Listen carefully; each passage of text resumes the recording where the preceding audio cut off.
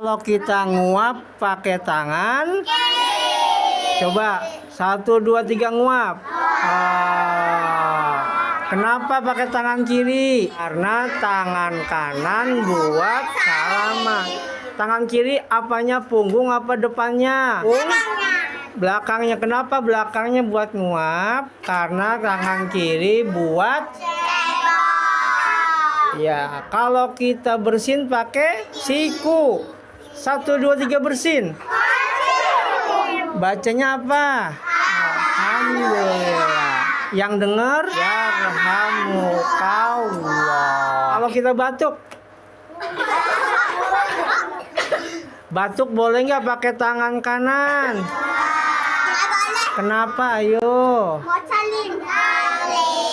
Takutnya ntar ketularan apa?